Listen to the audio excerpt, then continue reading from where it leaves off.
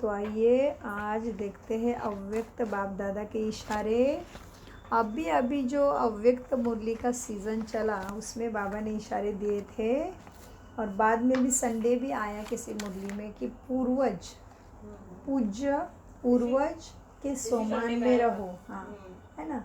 तो आज अव्यक्त मुरली भी योग से वही आ गई है, तो फिर से रिवाइज करते हैं ताकि वो भान पक्का हो जाएगा। तो सभी अव्यक्त बाप दादा सामने, हम अपने अव्यक्त स्थिति में अव्यक्त बनना है, एक दूसरे को आगे लेके जाएंगे। आज हम देखेंगे 31/3/10 को चली है मुरली। तो बाबा कहते हैं, बच्चे पूर्वज और पूज्य के सोमान में रह मनसा द्वारा सर्व की पालना करो, पूरे विश्व को सकाश दो। आज बाप दादा अपने चारों ओर के पूर्वज और पूज्य आत्माओं को देखते हैं। पूज्य आत्माएं अपने को समझते हो ना, हो रही ना तुम्हारी सबकी हमारी पूजा, तो स्वयं को पूज्य समझते हो। पूज्य आत्माओं का निवास कहाँ है? हाँ, अपने झाड़ को सामने लाओ। उसमें देखो आपका स्थान कहाँ है। जानते हो ना, आप पूर्वज का स्थान जड़ में भी है, तना में भी है और टॉप पे भी है। जड़ के द्वारा ही सारे वृक्ष की पालना होती है। आप इस सारे वृक्ष के डालियाँ व पत्तों की पालना करने वाले, सकाश देने वाले पूर्वज हो। पूर्वज के साथ फिर क्या हो? पूज्य भी हो। तना द्वारा लास्ट पत्ते को भी सकाश मिलनी है, तो अपने को सारे वृक्ष को सकाश देने वाले अनुभव करते हो। इतने भरपूर स्मृति स्वरूप बने। नशा रहता है कि हम पूर्वज सर्व आत्माओं रूपी डालियाँ या पत्तों को सकाश देते हैं। जैसे ब्रह्मा बाप को ग्रेट ग्रेट ग्रैंडफादर कहते हैं, तो उनके आप साथी बच्चे हो ना, तो आप भी मास्टर ग्रेट ग्रेट ग्रैंडफादर हो। सारे वृक्ष की आत्माओं की आप पूज्य आत्माओं के तरफ ही आकर्षण है। आप पूज्य आत्माओं ही उनके पालना शक्ति द्वारा करते हो। कौन सी शक्तियाँ? शक्तियाँ तो अनेक है, लेकिन मुख्य अष्ट है। तो आप उनकी पालना शक्ति द्वारा करते हो। जैसे आप सभी पूर्वज आत्माओं की पालना बाप ने की है ना, तो बाप ने कैसे की? शक्तियों द्वारा। वैसे आप भी पूर्वज के नाते से शक्तियों द्वारा उनकी पालना करने वाले हो।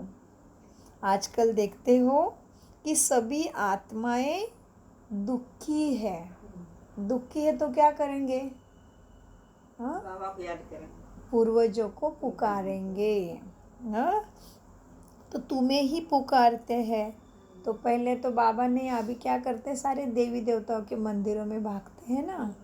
हाँ, अपने कुल देवी को, इष्ट देवी को पहले याद करते हैं। पिता को तो भूल चुके हैं। हम ही है कोटों में कोई जो पिता को पहचान चुके हैं, पिता के बन चुके हैं, उसको सर्व संबंधियों में याद कर रहे हैं। उसके साथ सारे संबंध हमने ही जोड़े हैं, उसने हमें चुना है, इतने हम योग्य हैं। मीठे बच्चों को बाबा कहते हैं, बाबा ने भी तुम्हारी पालना शक्ति द्वारा किया। आजकल देखते हो सभी आत्माएं दुखी है, पुकार भी रही है, अपने अपने देवी देवताओं को पुकार रही है कि हमारी रक्षा करो, दुख कष्ट मिटाओ देवा, हमें शक्ति दो। ओ क्षमा के सागर पूर्वज आत्माओं, हमें पालना दो। तो यह आवाज़ आप पूर्वज आत्माओं के कानों में सुनाई देती है क्या? अपनी उलझनों में हो अभी तक, क्या सुनाई देती है? अलबेलापन छूटा है, ब्राह्मण लाइफ की विधि को अच्छे से अपनाया है। अच्छा, अनुभव करते हो कि हम ही पूर्वज हैं। सारे वृक्ष में देखो, जो अन्य धर्म वाली आत्माएं हैं, तो वृक्ष में डाल डालियाँ होने के कारण वह भी आपको ही उस नज़र से देखते हैं कि आप उनके भी पूर्वज हो। उनों के भी पूर्वज आप ही हो, इसलिए उनका स्थान मध्य में है। तो उनको तो हमसे जड़ा से और टॉप से मिलने आए, वो मध्य में है ना वो। तो वो भी धर्म आत्माएं भी पूर्वज आपको ही देखते हैं। कोई भी धर्म वाली आत्माओं से आप जब मिलते हो तो यह समझते हैं कि यह भी हमारे ही वृक्ष की डाल डालियाँ है। वह भी जब आपसे मिलते हैं तो समझते हैं कि यह अपने हैं। अपनेपन का अनुभव उन आत्माओं को भी हो रहा है ना, होना है ना। तो इतना नशा है तुम्हें, इतना अंदर से आप लोगों के पास रहम आया है सबके लिए। रहम आएगा तो क्या करेंगे, अपनी जिम्मेदारियों में अलबेला नहीं बनेंगे। बाबा की आज्ञाओं पर चलने के लिए कोई क्या कैसे ऐसे वैसे नहीं आएगा। तो रहम दिल बने हो, क्योंकि घर का मुखिया अगर ठीक नहीं है तो वो घर को नहीं चला सकता। वैसे ही हम पूर्वज हैं, तो हमारे साथ जिनकी जिम्मेदारियां हैं उनको देने के लिए हमें पहले भरपूर होना पड़ेगा। विधिवत क्यों चाहिए विधि? विधि है तो सिद्धि है, इसलिए भक्ति में हमारी विधिवत पूजा होती है। ऐसे नहीं कि रोज रोज वो मूर्ति को उठा के पानी के कुएं में डालते, नहीं, कितना प्यार से अच्छे से कमंडलों में पानी लेंगे, प्यार से नहलाएंगे, वस्त्र से फिर पोछेंगे, कितना श्रृंगार करेंगे, फिर कुमकुम तिलक लगाएंगे, फिर फूलों की माला पहनाएंगे। ये क्या है सब? ये हमारे अभी के धारणा का ही प्रतीक उधर हमें वापस मूर्ति के रूप में मिल रहा है। तो मीठे बच्चों को बाबा कहते हैं, तो बच्चों देखो, इतना नशा है कि हम पूर्वज आत्माओं की सबको आवश्यकता है। अच्छा, इतनी नशा होगी तो रहम आएगा। वह चिल्ला रहे हैं, रहम करो। तो अभी समय अनुसार आप सभी पूर्वज आत्माओं को मनसा द्वारा शक्तियों की पालना करनी है। हाँ, मनसा द्वारा शक्तियों की पालना करनी है, उन्हों को आवश्यकता है उसकी। तो जितना आप अपने पूर्वज के नशे में रहेंगे उतना ही आप द्वारा उनकी पालना होगी। वैसे पालना करने वाले हम पूर्वज उनके माता पिता हैं, तो वो क्यों रो रहे हैं? जो इनको पालना देनी पड़ेगी सकाश की, शक्तियों की, प्रेम की, आनंद की। हाँ, क्या रो रहे हैं वो? उनकी जो बच्चा रोता है तो माँ पालना करती, उसको या गोदी में लेके थपथप करेगी या दूध की बोतल देगी, जो भी कर सकती है करेगी। तो अभी क्यों रो रहे हैं? क्या क्या करना पड़े? क्या क्या चीज़ में रो रहे हैं हमारे बाल बच्चे सारे? दुख में, कष्ट में, मेहनत में, अपने भी कर्मों के बोझा में छूट नहीं पा रहे हैं, अंधकार में है, पिता को पहचान नहीं पा रहे, पाप कटेश्वर को पहचाने इतना उनके पास पुण्य कर्मों का खाता नहीं है। तो पूर्वज उनको मदद करेंगे ना। जैसे छोटा बच्चा अपने आप नहीं चलता है तो सहारा देते हैं ना, चलो चलो आ जाओ, फिर गिरता है, फिर हम ताली बजाते, माना हमें अपने अटेंशन की ताली बजानी है। मीठे बच्चों को बाबा कहते, बच्चों देखो, अपने पूर्वज के नशे में रहेंगे उतना ही आप द्वारा उनों की पालना होगी। वैसे भी देखो, किसी की भी पालना लौकिक में भी बड़े से ही होती है ना। वही उनको शरीर के खान पीन, पढ़ाई का सोर्स ऑफ इनकम करते हैं, उनका प्रबंध भी करते हैं ना, छोटों का प्रबंध बड़े करते हैं ना। तो जैसे बाप ने आप सभी बच्चों को भिन्न भिन्न शक्तियों से पालना की है, वैसे अभी आपका कार्य है सारे वृक्ष के डाल डालियों को और पत्ते को पालना करना। ऐसा उमंग और उत्साह पूर्वज आत्माओं को आता है। नशा है पूर्वज होना। देखो, सारे ड्रामा में जितना आप आत्माओं की कायदे प्रमाण पूजा होती है, उतनी पूजा कोई आत्मा की नहीं होती, ना ही किसी महात्मा की, ना ही किसी धर्मात्मा की। तुम्हारे जैसे विधिवत पूजा होती नहीं। आपकी पूजा नियम प्रमाण आरती होना है, भोग लगना है, श्रृंगार होना है, ऐसे किसी की भी नहीं होती। तुम्हारा गायन भी देखो, आपका कायदे प्रमाण कीर्तन भी होता है। किसी का भी ऐसा गायन तुम्हारे जैसा होता नहीं। तो आप पूर्वज के साथ पूज्य भी हो। ड्रामा में आप जैसा पूजन और गायन किसी का भी नहीं है, बाप का भी नहीं है। इतना हमसे प्यार करते हैं। हाँ, बाप दादा ऐसे आप पूज्य और पूर्वज आत्माओं को देख कितना खुश होते हैं कि तैयार हो रहे हैं। हाँ, पूज्य आत्माएं, पूर्वज आत्माएं अपने अटेंशन से तैयार हो रहे हैं अपने वृक्ष की पालना करने के लिए। अपने डाल डालियों के 84 जन्मों में जितने माता पिता, सगे संबंधी, मित्र, दोस्त, नौकर चाकर, कितने आत्माएं, सब हम उनको तैयार कर रहे हैं। तो बाप दादा खुश हो रहे हैं। बाबा कहते हैं, बाप के दिल से बार बार यह गीत बजता है, वहाँ मेरे सर्व वृक्ष के पूर्वज और पूज्य आत्माएं वहाँ। तो आजकल बाप दादा आप सभी बच्चों को जो सम्मान देते हैं, हाँ, तो आप सभी बच्चों को जो आपका सम्मान है, क्या सम्मान है? बाप दादा संपन्न संपूर्ण भव, वही रूप देखना चाहते हैं बाबा भी सभी का। उसके लिए एक बात बच्चों को ध्यान में रखनी है, अटेंशन। हाँ, इतना ध्यान से सुनो, इतना मन बुद्धि को एकाग्र करो कि मुरली के बाद 5 पॉइंट एक्यूरेट अलग अलग बताने हैं बाबा को।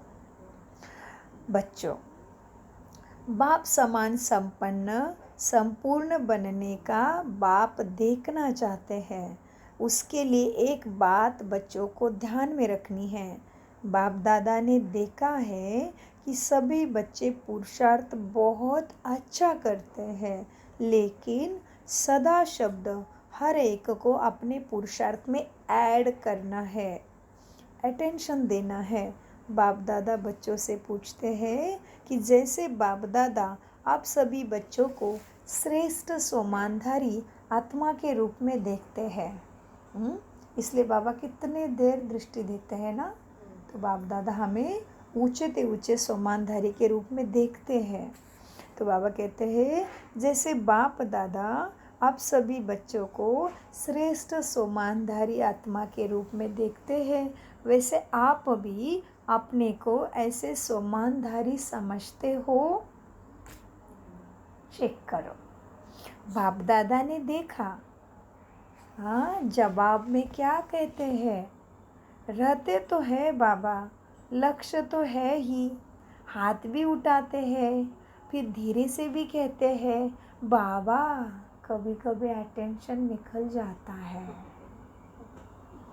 तो बाप दादा अभी कभी कभी शब्दों को समाप्त करना चाहते हैं, क्योंकि समय समाप्त होने के समीप आ रहा है। और समय को लाने वाले कौन हैं? बच्चे बाप से पूछते हैं, बाबा आप टाइम बता दो। तो 20 वर्ष है कि 16 वर्ष है कि 10 वर्ष है, कितना टाइम है बाबा, आप बता दो। बच्चे पूछते बाबा को। तो बाबा कहते हैं, देखो। और बाप फिर बच्चों से प्रश्न पूछते हैं कि समय को समीप लाने वाले कौन हैं? अकेला बाप लाएगा क्या? बाप को राज्य करना है क्या? बाप को सुख शांति चाहिए क्या? तो बाप लाएगा या तुम लाओगे? क्योंकि तैयार होंगे तभी आएगा ना हम।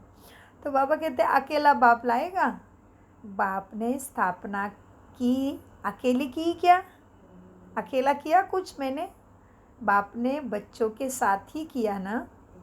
स्थापना भी अकेला नहीं कर सकता मैं। बाप ने स्थापना की, अकेली की। यज्ञ रचा, बिना ब्राह्मणों के रचा क्या? बाप बच्चों के साथ है। बच्चे भी कहते हैं, बाबा हम अभी भी आपके साथ हैं, साथ चलेंगे, साथ रहेंगे। बाप बच्चों से पूछते हैं कि समय को समीप लाने वाले बच्चे, आप ही डेट फिक्स करो।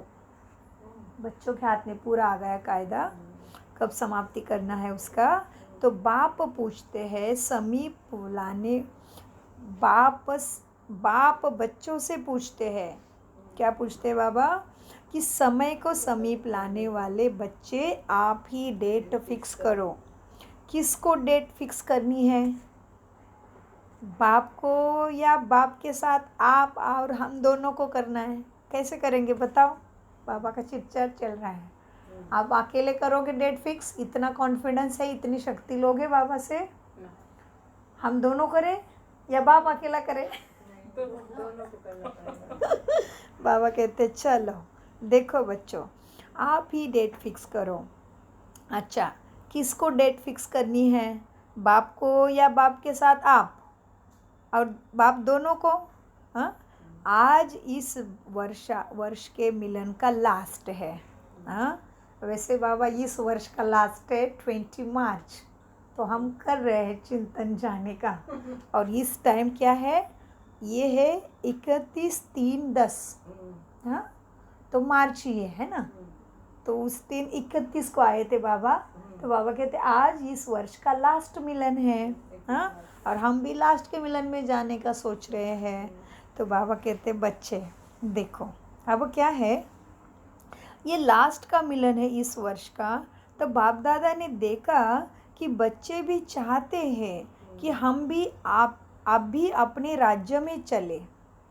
अब घर जाना है, यह भी गीत मन में गाते रहते हैं।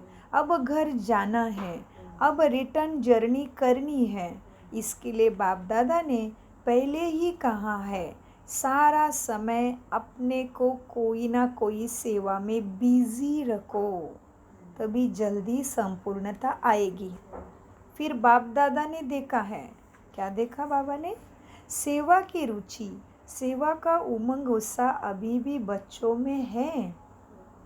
अच्छी सेवा के समाचार भी बाप दादा सुनते हैं, लेकिन बाप दादा तीव्र गति से आगे बढ़ने के लिए बच्चों को विशेष अटेंशन दिलाते हैं कि बच्चों देखो, सिर्फ एक वाणी की सेवा नहीं, हाँ, वाचा की सेवा नहीं, सेवा करते हो एक समय ही 3 सेवा ये इकट्ठे करो। हाँ, एक ही समय में 3 सेवा ये इकट्ठी करो। अच्छा, कैसे देखो अभी? तो बाबा अटेंशन दिला रहे हैं हम बच्चों का, ताकि जल्दी से आगे बढ़े। तो क्या है, ध्यान से सुनिए। सिर्फ वाचा की सेवा नहीं, सेवा करते हो तो एक ही समय पर 3 सेवाएं इकट्ठी करो। कैसे?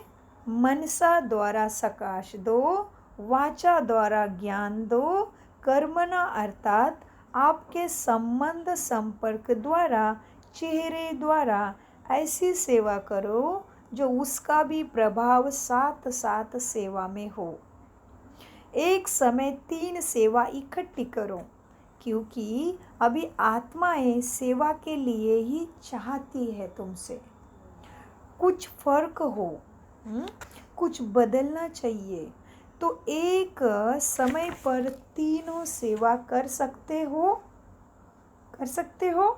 चेक करो कि जिस समय वाणी की सर्विस करते, उस समय मनसा द्वारा और कर्मणा द्वारा अर्थात संबंध संपर्क द्वारा भी सेवा हो रही है? चेक करो, होती है क्या साथ साथ ऐसी सेवा तुमसे?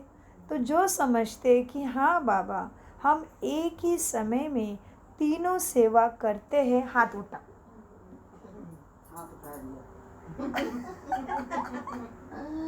मन होगा तभी, मनसा वाचा कर्मणा तीनों सेवा करते हैं। अच्छा, पहली लाइन का हाथ कम उठ रहा है, क्यों? पहली लाइन सोच रही है ये मधुबन वाले करते होंगे ऐसी सेवा, तो मधुबन वाले हाथ उठाओ। करते हैं तो हाथ उठाओ। हाँ, एक ही समय तीनों सेवा होती है। Attention please. सबको सुन लिया, देख लिया, फिर भगवान क्या कहते हैं? Attention please. कभी कभी नहीं। क्या होता है, सेवा तो करते हैं, लेकिन सेवा में साथ साथ अपने में और साथियों में संतुष्टता, क्योंकि सेवा का फल है संतुष्टता और खुशी। चेक करो, सेवा तो की, लेकिन पहले भी सुनाया कि सेवा की खुशी तब होती है जो स्वयं के साथी और वायुमंडल जब तुमसे संतुष्ट होगा, संतुष्टता के वाइब्रेशन में हो। सेवा की सफलता की 3 बातें हैं। हाँ, 3 बातें विशेष सुनाई थी, याद है क्या? याद होगी। पहला नंबर सेवा अर्थात पहले निमित्त भाव। मैं नहीं कर रहा हूँ, मेरा कुछ भी नहीं, बाबा करा रहे हैं, मुझे उसके योग्य बनना है। जो बाबा मेरा तन मन धन मनसा वाचा कर्मणा दृष्टि वृत्ति कृति सब यूज़ करे, मुझे उससे योग्य बनना है। तो बाबा मुझे निमित्त बना के करा रहे हैं। तो बाबा सुनाते हैं सेवा में संतुष्टि कब मिलेगी और सब संतुष्ट कब होंगे। बाबा कहते हैं, एक है सेवा अर्थात निमित्त भाव, दूसरा निर्माण भाव। कोई मान की अपेक्षा नहीं है, उसके पास मान हो रहा है ना गुप्त में, बस किसी मनुष्य आत्माओं से, इस शरीर से, प्रकृति से, किसी से कुछ नहीं चाहिए। जैसे हो रहा है ओके, कैसे क्या क्यों ये वो की क्यों नहीं लगानी है। तो बाबा कहते दूसरा है निर्माण भाव, तीसरा है निर्मल वाणी। किसी के साथ भी बात करते टाइम भाव कैसा है अंदर, निस्वार्थ भाव है, सेवा का भाव है, क्या व्यर्थ भाव है, क्या बदले का भाव है, ईर्ष्या द्वेष जलसी का भाव है, बदले का भाव है, या किसी विकारी वश का भाव है। चेक करो भाव कैसा है। बाबा कहते निर्मल वाणी। वाणी कैसे हो? अंदर में मन शांत है, किसी गुणों में या शक्ति में स्थित है, और फिर वाणी से इंटरेक्शन दूसरे आत्मा के साथ कर रहे हैं। निर्मल वाणी, हाँ, भाव भावना और स्वभाव, ये सारी चीज़ें लागू होती है सेवा और संतुष्टता में। बच्चों, तो यह सभी साथ साथ सेवा में है, तो स्वयं भी संतुष्ट और साथी भी संतुष्ट है, और जिन्हों की सेवा की है वह भी आगे बढ़ते जाएंगे। तो हम तो थोड़े पास हैं, क्योंकि एक आत्मा तो तैयार हो रहे, और भानु भी तैयार है बहुत टाइम से। भानु आंटी भी 3 साल से कोशिश कर रही जाने के लिए मधुबन। तो मीठे बच्चों को बाबा कहते निमित्त भाव हो तो क्या हो जाएगा, आत्माएं आगे बढ़ती जाएगी। निमित्त भाव वाले बाप के तरफ संबंध जोड़ेंगे ज़रूर। अगर अच्छा आप भी आ रहे हो बाबा मिलन में मार्च में, कोशिश करो। होता है क्या देखना, टाइम टेबल बाद में बात कर, आपको बाद में विस्तार से बताते हैं। तो मीठे बच्चों को बाबा कहते हैं बच्चों क्या करना है, सेवा में संतुष्टि और सफलता के लिए क्या करना है, निमित्त भाव वाले बाप के तरफ सबका संबंध जोड़ेंगे। अगर निमित्त भाव नहीं तो बाप के नज़दीक इतने नहीं आएंगे। तो जब भी सेवा करते हो तो ये चेक करो कि भाव भावना स्वभाव ठीक रहा। और आजकल वैसे हमारा हर क्षण सेवा हो रही है, क्योंकि हम बाबा के बने हैं ना, तो हमारा हर कर्म बाबा ने कहा है साधारण वृत्ति से मत करो, और तुम क्या हो, कर्म योगी हो। ऐसे नहीं कि बैठे हैं तो भौतिक ज्ञान स्थिति में है, नहीं, हर कर्म में हमारी स्थिति बनी रहे। तो बाबा कहते हैं बच्चों देखो, अब आजकल बाप दादा ने देखा कि जो मूल बात है बाप दादा की हर एक को और अपने को चाहे कहाँ भी सेवा के लिए जाते हो तो चेक करो कि मेरे साथी भी मेरे साथ संतुष्ट है। क्यों? अभी हमारे साथी कौन है? गृहस्थ व्यवहार वाले साथी कौन है? सारे घर के सगे संबंधी मेरे साथी है अभी। तो बाबा कहते हैं और फिर अलौकिक परिवार भी है, लेकिन ज़्यादा चैलेंज उनके तरफ से है। तो उनके बीच में रह के फिर स्थिति बना के रखने के लिए ज़्यादा पावर चाहिए ना, क्योंकि उनके विचार अलग हैं, उनको ज्ञान पता नहीं है ना, उनका पिता से कनेक्शन नहीं है, तो उनके वाइब्रेशंस अलग है। उस वाइब्रेशन के बीच में रहते हुए अपने उसके साथ कनेक्शन रखने के लिए बहुत अटेंशन चाहिए। इसलिए बाबा अनेक बार कहते हैं बच्चे मेहनत चाहिए। जैसे लौकिक पढ़ाई में भी अगर हम किसी बच्चों को कहते हैं और वो भी बच्चा भी कहता है कि मुझे सर टॉप करना है, मैडम मुझे टॉप करना है, तो हम क्या कहते हैं तुझे ज़्यादा पढ़ाई करना पड़ेगा, तो दुनियादारी में मत जा। हाँ, तो हम उसको कहते हैं कि भाई तू इतना घंटा पढ़ाई कर, हाँ इतना अटेंशन दे तो तू फर्स्ट आएगा। सेम बाबा हमें कहते हैं कि तुम्हें टॉप करना है ना, तुम पूर्वज हो ना, हाँ पूज्य हो ना, तो इस तरह से अटेंशन चाहिए। तो मीठे बच्चों को बाबा कहते बच्चों देखो अभी चेक करना है कि मेरे साथ मेरे साथी भी संतुष्ट है, क्योंकि सेवा की सफलता है संतुष्टता का फल प्राप्त होना। खुशी भी होगी, खुशी भी तुम्हें प्राप्त होगी। साथ साथ एक बात बाप दादा इशारा देते हैं, फिर इशारा, पहले था अटेंशन, हाँ पहले उसके पहले हुआ चेकिंग, हाँ उसके पहले हुआ हमारा गायन, उसके पहले हुआ भक्त क्या कर रहे हैं, उसके पहले हुआ भक्त कितने पुकार रहे हैं, और अभी फिर से बाबा क्या कहते हैं इशारा। मीठे बच्चों देखो साथ साथ एक बात बाप दादा इशारा देते हैं कि चलते फिरते संगठन में रहते हो, कोई ना कोई का साथ सेवा में होता ही है, तो एक दो को आत्मा के रूप से देखो। शरीर नहीं दिखाई दे, आत्मा ज्योति बैठी है, बाबा का लाडला बैठा है, हाँ मास्टर भगवान मेरे सामने बैठा है, ऐसे एक दो को आत्मिक दृष्टि से देखो। बाबा कहते तो क्या करो, इशारा देते हैं आसान होने के लिए कि एक दो को आत्मा के रूप में देखो। आत्मा के रूप में देखते भी हैं, अच्छा बच्चे करते भी हैं, अभ्यास भी करते हैं, लेकिन जब आत्मा देखते हो तो आत्मा की ओरिजिनल संस्कारों को देखो। शांत स्वरूप है, प्रेम स्वरूप है, पवित्र है, आनंद स्वरूप है, ये चीज़ भी देखो उसके साथ। तो बाबा कहते हैं अच्छा देखते भी है बच्चे, लेकिन अभी क्या करो, इसमें आत्मा के ओरिजिनल संस्कारों में देखो। परम धाम वाला रहने वाला मेरा साथी है, शांति धाम का सखा है, चमकते हुए आत्मा है, बाबा का लाडला है, दैवी गुणों से भरपूर है, कितने सारे युक्ति से अपने संकल्प से देखो। तो बाबा कहते आत्मा के ओरिजिनल संस्कार से देखते हो या मिक्स करते हो। तो या जो मिक्स संस्कार है वह भी दिखाई देते हैं क्या, अरे क्रोधी है, ऐसा है वैसा है, बहुत गुस्सा करता है, बहुत सोती है, इतना खाती है, ऐसे चलती है, नहीं मिक्स नहीं करो।